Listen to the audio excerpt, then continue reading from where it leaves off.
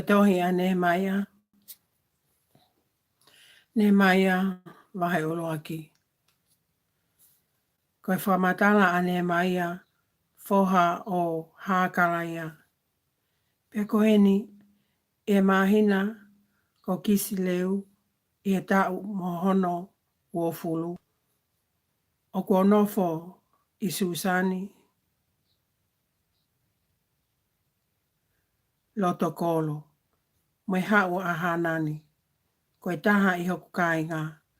Aia moatu unga mea me siuta. Pea uhuhu ke te kinau tolu.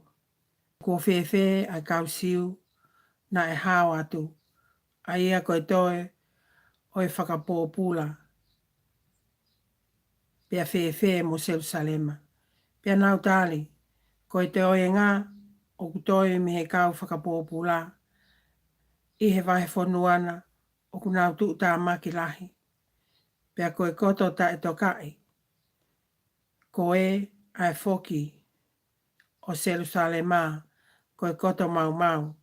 Pea koe ngahi matani kolo kua tūngia. Pia he ek whanongo lewa ke ngahi lea ko ia. Nā kunofo hifo o tangi. Pea nai aho lahi ek whakamamahi. Pea au kai. Mō hū i he ao e o tua o langi. Pea pihe e isi hova. Koe o tua o langi. Koe o tua lahi mō whakairifia. Ai a Fiona o kutauhi ai kovnani te. Moi ofa maanau tolu. O ofa kia te o koe.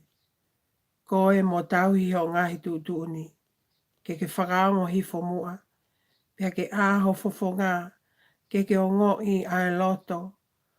Ai lotu aho o tamai o iki. Ko au. Aia ko whaini. Iho au. He aho moi po. Koe uhi ko ho kau tamai o iki. Ko haa Isleli. He kuvete ai hia a haa Isleli. Aia ko mau whai ki a Fiona. Io. Ko au. Mohoku tupu a ngā ko mau hia. Ko mau matu aki whai whakakākā. Ki a Fiona. Pea ko ikai te mau tauhi. Ai tu utu uni. Mo whekau. Mo i konistu tone. Aia nā ki tutu uni ki ho Sevaniti. Ko Mosese. E ke mana tua e wholofola. Nā ke whai ki ho Sevaniti ko Mosese. O pehe. Ka pau te mo whai anga hala. Te uweteki ki mo tolu. Ki he ngahi kakai. Ka pau te mo foki ki a te au. O tauhi e ku ngahi tuutuni. Mo whai ki ai. Neongo o kuai hani i ho kau whakahe. O ki he tau potu o langi. Ka te utānaki ki nau tolu me ai. Pea te omi ki nau tolu ki he potu kua uwhiri. Ki a whio ai hoku hingoa. Pea ko e nia ho kau tamai o iki. Mo ho kakai. Aia kua ke huhu i aki ho iwi lahi.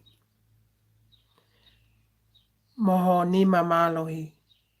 Ato nā ie. Ke whakaongo hifo mua. Ki he hu a ho tamai o iki ko au. Mo e hu a ho kau tamai o iki. A ki nau tolu o kwhai manako e nau apasia ki ho hua wha.